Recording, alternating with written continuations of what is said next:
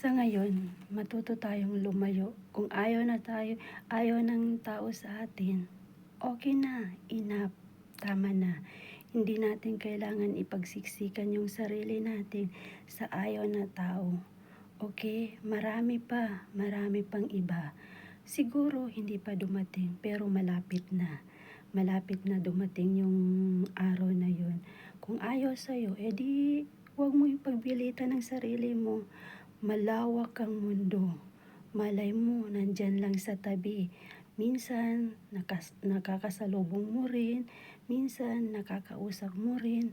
Pero, hindi pa yung dumating yung time na magkatagpo kayo. Kaya, okay na. Tama na, girl. Enough na, okay? Tumigil ka na sa kayabangan mo, okay? Siguro sa ngayon, yan, lumalaban ka pa. Pagsubok lang yan. Kaya, tiisin mo na lang ha, okay? Andito lang kami.